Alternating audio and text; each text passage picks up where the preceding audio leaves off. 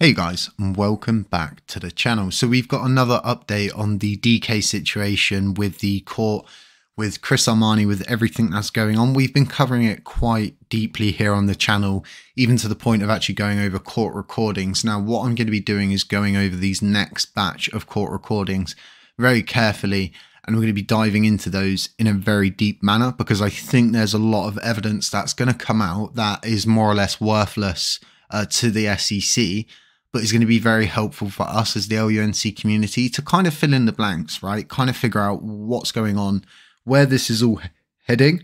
So something I've been saying to people is recently, and for a long period of time, is this court case is going to determine the future of TFL. And we keep speaking about a fork in the road, and I've mentioned this a few times. This fork in the road, it's coming, and honestly, what I'm here to do in this video is go over this, but also explain to you guys, we are not dependent on TFL in any way, shape or form anymore. Like, we're really not. The mobile app probably is about the full extent of what control they have over this chain. It's merely just the app. We're providing everything you need on LUNC Dash, including wallet stuff, contracts, NFT, validator support, everything you need, you've now got access to. The only other thing I would say has a length of control over us is all nodes with the endpoints. That's something that we're not in control of, but ultimately they're not just going to shut those down. We've been through this many times before. And we would always have an opportunity to prepare for the worst case, so to speak. But for us, this isn't really a problem. But this court case and everything that's going on over the next couple of weeks, because today was a very important day, and I had this date marked in my calendar, and I knew there was going to be a post from someone on the TFL team regarding this situation, because there's no way to butter this thing up. It is going to determine the future of TFL, Luna, and the whole situation moving forward. Because when you look at it off the bat and ask yourself, well, why did they file for a Chapter 11? Well, in fact, they did that so they didn't go bankrupt, so they could pay staff, so they could do everything by the book. But what everybody needs to understand is that route was taken because of the fact that they can't afford the full extent of what this civil trial is going to entail. It could go on for a long time, right? And who's this going to fall on? Well, it's going to fall on the Luna community. It's going to fall on the community pool. It's going to fall on funding that they can get and garner from people who want to see the blockchain survive and thrive. But so many people have been damaged with this. We know what validators are like. If you think validators are bad here on Luna Classic, they are, but they're really bad as well on Luna. They're having an issue with double noding. They're having an issue with commission rates. So they set a minimum 5% commission. They all agreed to it. And then when we put it up for vote our side, they denied it. So it just goes to show, right, how different it is, vice versa. So like I was saying, this is a really important time because of this court case now actually beginning. The pre-phase of the trial is now complete. That's done and dusted. We've covered that previously. So there are going to be a lot of articles. There's going to be a lot of news moving forward. So now what I want to do is go over to Twitter and bring up this tweet from Chris Armani. So the SEC trial has started. I've been quiet the last month or so as I've been focusing on prep. You won't hear from me during the trial, and I won't sugarcoat it. The next couple of weeks will determine the future of TFL. There have been a lot of allegations, and this is our chance to finally tell our side of the story. We hope you follow it closely, see all of the facts, and make up your mind for yourself. So this is really important. And what I want everybody to also understand is the mindset that Chris is in, that he understands that for all intent and purposes, if you put this bite to crunch, the whole system could just get incinerated. They could get removed. They could be forced into a shutdown. DK's not in a position where he's going to be of any help whatsoever.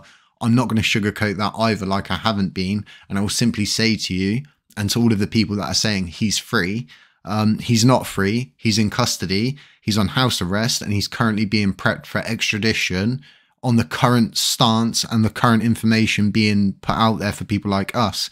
He is going to South Korea, which I find really interesting. But when he lands there, it's not going to be home run, go home, see his family. He's going to be going straight into custody. He'll be going into a courtroom, and he'll be tried like the other guy who's got, I think, a life sentence. you know, that's a serious thing to happen to you. Your whole life is now going to be spent inside a 5x5 room. And I just don't think people understand how quickly someone's going to spill the beans. So as much as this court case is going to determine the future of TFL, I think DK's actions, wherever he ends up, is also going to determine the fate of Luna. So thus we reach the fork in the road, right? So let's say worst case scenario, TFL has to shut down. They make the holders whole, they make the validators whole, and that chain shuts down, right? Where does that leave us? Well, that leaves us in prime position, number one, because we're the chain that survives. We've done nothing wrong. Okay, we're not the ones that have spun up another chain. For all intent and purposes, right? The SEC, TFL, they can't shut the chain down. Validators have to do it, but there's so many ways to introduce a bottleneck, so to speak, to make the chain not profitable. There's ways to get it done, and this is kind of what I'm getting at.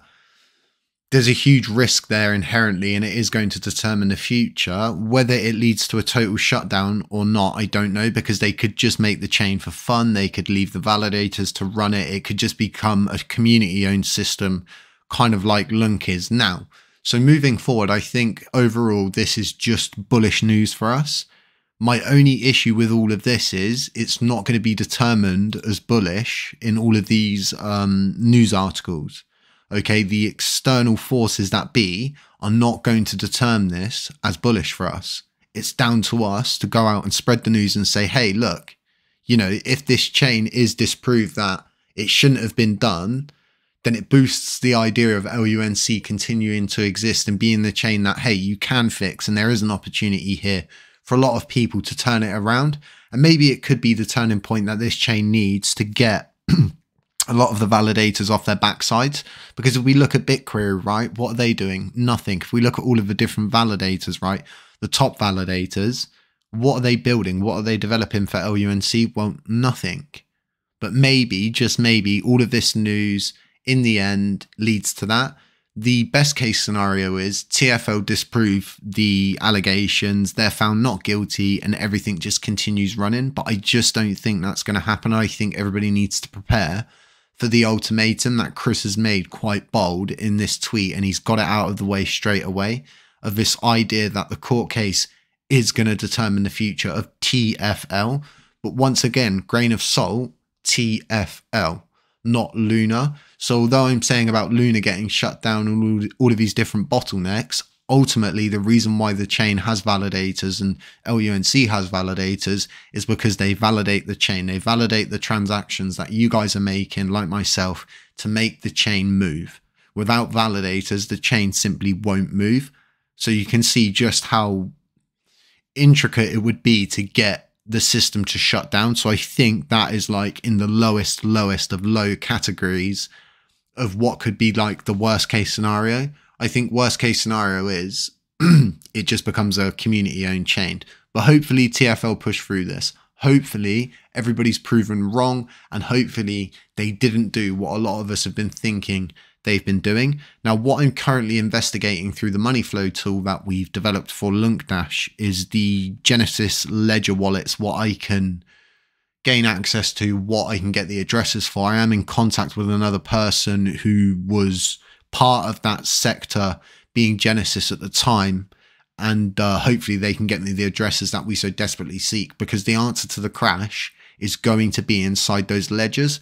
Now, what I think is in this court case, they've probably got all of those ledger addresses, and the likelihood is it's going to be made public information. We'll get a public released mandate. There'll be some things that'll be blocked out, but a lot of the information will still be there. Those addresses are public addresses, it's public information, so the likelihood is it's going to come out. And I know this is a lot of sleuth work. I know it's going to be a lot to keep you guys up to date in these short packed videos, but I think we can do it, and I think we can keep pushing forward. But like I said, guys, overall, this is bullish for us as a blockchain.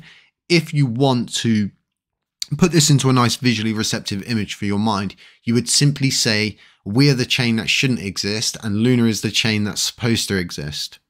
So if they fail, it completely proves that this chain is the chain to be on.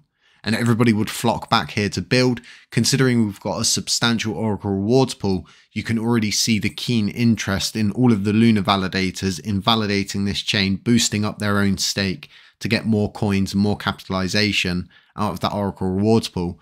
So don't rule anything out. Take everything with a grain of salt. Understand there's going to be a lot of news articles. There's going to be a lot of negativity that surrounds this, and TFL are just going to be quiet on it like they have to be. So everything's just going to be speculation, rumors, and, you know, just videos and content of what information people are getting drip fed out. So I would say take everything with a grain of salt, because this is going to be a long journey.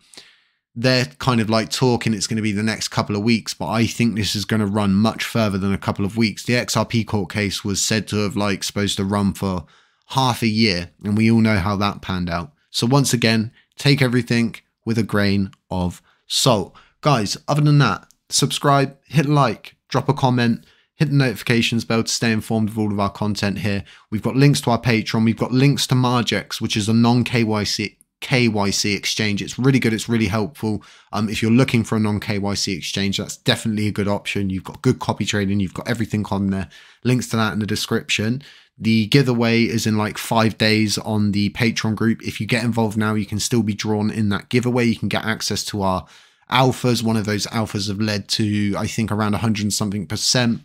Another's led to just over 100%, and we'll be moving through, keeping those through the bull run. We've also dropped 2 different wallets to get a perspective of what I'm getting involved in moving forward into the bull run. But guys, stay safe, stay humble, stay aware. As always, I'll catch you in the next one.